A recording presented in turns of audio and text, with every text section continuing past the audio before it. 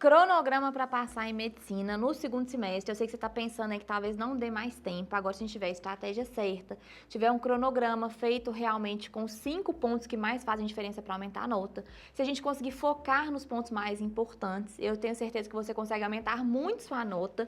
E eu já vi isso, não foi nenhuma, nem duas, nem 3 vezes. Já vi centenas de pessoas que às vezes não estavam com as notas muito boas, que às vezes procrastinaram no primeiro semestre, às vezes elas começaram do zero no segundo semestre, então estavam há 10 anos sem estudar, mas aí pegaram firme do jeito certo, com a estratégia certa e com foco no que realmente importa e conseguiram ser aprovadas desde que elas dominem esses 5 pontos mais importantes. Eu sou Sabrina Oliveira, eu sou educadora, sou neurocientista, já ajudei centenas de alunos a serem aprovados em medicina e esse canal é para você que está aí achando que não vai dar tempo, que fica perdido, que estuda, mas a nota não aumenta. Você achou o canal certo, com informação com base na ciência, com base na neurociência mais atual, que realmente vai te ajudar para a sua aprovação. Não é à toa que meus alunos me chamam de fada da aprovação, a gente já teve centenas de alunos aprovados nas melhores universidades do país, então eu sei o que eu estou falando, bora com tudo. E para as notas aumentarem no segundo semestre, a gente tem que concentrar em 5 pontos essenciais que muita gente deixa de lado. Então, eu vou colocar um cronograma como base aqui na tela e a gente vai enchendo ele aos pouquinhos. E uma coisa importante, todos esses aprovados que eu estou te mostrando aqui, eles não viram a matéria inteira, eles não tinham notas excelentes no simulado desde o início, eles não revisaram tudo de tudo. Todos esses aprovados aqui, eles não são as pessoas que terminaram a matéria toda, mas são pessoas que focaram realmente na estratégia certa e no jeito certo de estudar. E aí a primeira coisa que a gente precisa quando a gente cuida de um cronograma é a questão da redação. E eu coloquei aqui 3 pontos importantes para a redação. O primeiro ponto que eu ajustaria, e muita gente deixa de lado, é a questão da redação. Quando a gente olha nas cartilhas dos aprovados, geralmente eles faziam uma redação por semana, e eu recomendo também ter um período de correção dessa redação. Então, se a gente observar os pesos das universidades, olha só, o FMG, o UFC, o FJF tem peso 1 para tudo. Isso significa que a redação ela tem mais ou menos 20% do peso da sua nota. E aí, às vezes, a pessoa ela fica super preocupada com física, que vai representar mais ou menos 6%. Então, dentro da prova de naturezas, 1/3 é de física. Ou seja, a pessoa fica gastando todo o tempo dela com física e ela não presta atenção em redação. Outro exemplo, se a gente for pensar na UFRJ ou na UFES, que a redação tem o peso mais alto, né? O UFRJ eu coloquei aqui, tem o peso 4, a gente vê que faz mais diferença ainda quando você foca na questão da redação. E geralmente, quando a pessoa está com uma nota 880, 900 mais, 920, ela não dá muita atenção para a redação, mas eu posso garantir como especialista em aprovação em medicina. Os 40 pontos mais fáceis de subir, para quem não está com 960 ainda ou 1000, é na redação. Imagina para você subir 40 pontos em linguagens que a TRI valoriza muito pouco. Você vai ter que suar demais. Para você subir 40 pontos em natureza, você vai ter que fazer muita coisa, vai ser um trabalho muito grande. 40 pontos em matemática, muito difícil. Se a gente estiver pensando ainda, né, na UFRJ, na UFES, que tem peso maior para redação do que matemática, então esses 40 pontos significam ainda mais para a sua aprovação. E aí, se a gente consegue colocar no seu cronograma uma vez por semana para fazer uma redação e uma vez por semana para corrigir essa redação, isso já vai fazer muita diferença. E aí, nessa correção, o que eu recomendo? Eu recomendo que você observe o que você está errando. Geralmente, as pessoas erram repetidas vezes as mesmas coisas, por exemplo, na competência 1 ou na competência 3, geralmente os mesmos erros de crase ou os mesmos erros de vírgula, e na hora que você analisa as suas 5 últimas redações, consegue ter um relatório e consegue melhorar isso, a gente aumenta ali os 40 pontos que fazem muita diferença. Então, a primeira coisa que eu colocaria no cronograma é essa redação e um período de pelo menos 30 minutos para essa revisão da redação. A segunda coisa, eu colocaria um simulado, um dia de simulado por semana.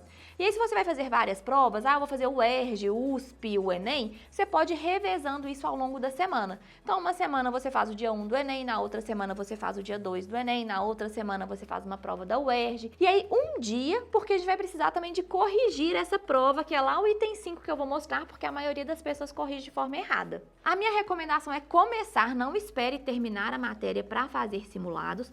Você pode começar com meio simulado, mas assim que você conseguir, passe para um simulado inteiro e faz muita diferença simular o dia da prova. Então, ter a redação, ter uma folha de gabarito. É bom a gente revezar provas antigas com simulados. Então, provas antigas são muito boas, mas muitas vezes você já conhece muitas das questões. Então, ter simulados com questões inéditas também é um diferencial quando a gente pensa em aprovação e tem inclusive vários simulados gratuitos. Então, segundo ajuste que eu colocaria aqui no seu cronograma, o simulado já é um pouco mais difícil de encaixar, seria meio simulado ou um simulado, toda semana, estando com vontade ou não.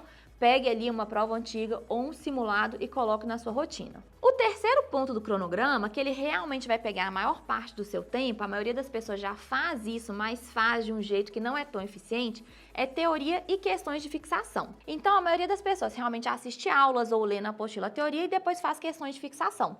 E o que eu posso falar aqui com base na neurociência mais atual é que a gente não precisa do tanto de questões de fixação que geralmente as pessoas fazem. Então, se eu assistir uma aula de aldeído, não faz sentido que eu faça ali 30, 50 questões que todas falam sobre aldeído.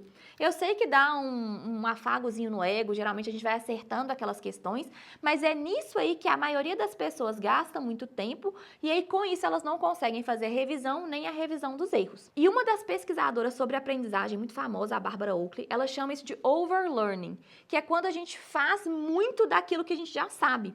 Então, se você acabou de assistir uma aula de aldeído, se você faz 10, 15 questões sobre o tema, você já viu ali o que você fixou. Se você faz 30 questões, geralmente você não vai ter o dobro de retenção depois de 2 semanas dos estudos. Então, normalmente, quando a gente diminui as questões de fixação, a gente consegue ter tempo para o que realmente vai fazer sua nota aumentar, que é a revisão eficiente e a correção dos erros, e aí por isso que eu falo que dá tempo de passar com um estudo de qualidade no segundo semestre. E ainda dentro de teoria e questões de fixação, a maioria das pessoas estuda do mesmo jeito e o mesmo tanto, assiste aula e faz as questões, independente se é uma disciplina que ela já vai bem ou que ela não vai tão bem. E aí eu gosto muito da gente classificar, eu vou colocar essa classificação aqui, em 3 pontos importantes. Então, se você está ali abaixo de 60%, então fazendo 27 ou menos acertos em 45, você ainda precisa da base. Então, realmente, a teoria e as questões de fixação são extremamente importantes e eu não recomendo pular etapas. Se você está entre 60% e 80%, então está ali entre 27, 28 acertos e 36%, aí a gente precisa de aprofundamento. Então, a gente já pode tirar um pouco da teoria, já pode diminuir essas questões de fixação e colocar uma revisão que seja mais avançada, que eu vou explicar um pouquinho mais pra frente. E se você já faz mais de 36 acertos, já tem mais de 80% de acertos, não faz tanto sentido gastar muito tempo com aulas e questões de fixação. Você provavelmente já está acertando essas questões de fixação, essas questões que você faz logo após a aula. A gente pode reduzir para 5, 6 questões de fixação e aí, com isso, a gente tem mais tempo para ir exatamente nos seus erros para que você passe dos 40 acertos. Então, pegue esse PDF e distribua o seu tempo de teoria em cada uma das áreas, lembrando que não precisa ser igual. Se você já vai bem em humanas, coloque menos teoria e questões de fixação para a gente poder ter uma revisão mais avançada. Coloque ali teoria e questões de fixação de cada uma das matérias, um dia, um momento para simulado, um momento para redação e um momento para correção. Aí a gente chega no ponto que quase ninguém dá atenção e eu falo muito que não existe aprovação sem revisão, que é a revisão para o segundo semestre. O ideal é que sejam reservados de 30 minutos a 2 horas por dia. Se tá muito difícil, comece com 30 minutos e eu ainda recomendo para os meus alunos fazer logo no início do dia, que você já fica livre ali daquela revisão. A revisão, ela precisa ser principalmente daquilo que mais cai e que você está errando mais. Então, a gente chama de uma revisão diferenciada. Você não precisa de revisar tudo de tudo, você não precisa de revisar tudo igual e você não precisa estar revisando o tempo inteiro. E então, tem 4 formas mais eficientes de revisão. As questões por tema, então você vai fazer questões de um tema, sendo que você não acabou de ver a teoria e você não acabou de revisar a teoria, senão gera o que a neurociência chama de ilusão de competência. Isso é muito comum. Eu vou fazer algumas questões de gimnosperma. Aí eu dou uma olhada no conteúdo de gimnosperma para eu não errar as questões. Só que aí eu tô me iludindo, eu tô achando que eu sei, mas é porque eu acabei de ver o conteúdo. Então a revisão é muito importante esse desconforto e ter o efeito teste. Saber o que eu tô realmente seguro, que eu não preciso voltar na teoria e o que eu preciso realmente voltar na base. Então questões por tema e eu focaria principalmente nos conteúdos que mais caem, isso vale ouro. O segundo ponto, para aquilo que você já tem uma base boa, que você tá no aprofundamento ou no aperfeiçoamento, ou seja, mais de 60% ou de 80%, eu recomendo fazer mais questões misturadas. Isso é muito importante porque ajuda a ter mais flexibilidade cognitiva, principalmente na prova de naturezas, ir de um conteúdo de química para um de física, para um de biologia, e isso faz muita diferença na estratégia de prova e reduz os erros por falta de atenção. Outra forma muito eficiente de revisão são os flashcards, que eu também concentraria naquilo que mais cai e no que você tem dúvidas, e também os simulados e correção dos erros. Como você já está aqui nesse vídeo e realmente não tem muito tempo e quer aumentar sua nota, eu vou te dar de presente uma planilha com os temas que mais caem, vou colocar essa planilha aqui na tela, e aí tem todos os temas que mais caem para que você controle aqui o que você já fez sua revisão na teoria e coloque ainda o seu número de questões que você fez e que você acertou, porque a própria planilha vai te mostrar uma prioridade de revisão. Então, eu vou deixar o link aqui no primeiro comentário fixado, baixa essa planilha, que eu tenho certeza que ela vai valer ouro para o seu segundo semestre. E agora, distribua essa revisão também no seu cronograma. Flashcards, questões por tema, questões misturadas, lembrando que essa planilha vai te orientar naqueles temas mais recorrentes. E por último, a correção dos erros. Eu recomendo de 3 a 5 questões por dia, pode pegar as questões do seu simulado, aquelas questões da área que você não está conseguindo avançar tanto. Faz mais diferença pensar na revisão dos erros com uma frequência maior do que com uma intensidade maior. Então tem gente que pega um simulado e corrige 20 questões de uma vez. A pessoa já está bem, porque a maioria nem faz simulado, pouca gente corrige simulado.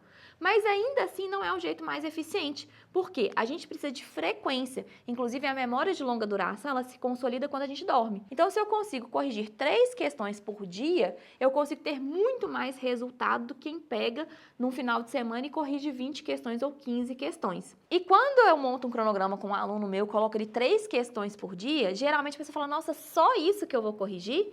Aí eu pergunto, mas quem você conhece que corrige 15 questões com eficiência por semana, 60 por mês e que realmente não vai cometer aqueles erros de novo, porque corrigiu e fez um flashcard das dúvidas. Então agora é hora de pegar o seu cronograma e distribuir tudo isso. Redação, simulado, teoria e questões de fixação, a sua revisão de acordo com o nível que você está em cada uma das disciplinas e a correção das questões. Com isso, eu sei que seu segundo semestre vai estar muito mais eficiente, com a estratégia certa, dá tempo, e eu estou aqui para ver sua aprovação. Eu sou especialista em aprovação em medicina, aqui nesse vídeo eu usei vários termos, se você não sabe como fazer flashcards, não sabe como é a ilusão de competência, o que é o efeito teste, aqui no canal eu explico todos os detalhes com a neurociência mais atual para que realmente você estude com qualidade, não fique perdendo seu tempo, não fique estudando e esquecendo o conteúdo depois, não fique anos e anos e anos no cursinho, então me acompanhe aqui que eu quero muito contribuir para a sua aprovação. Até o próximo vídeo e um beijo!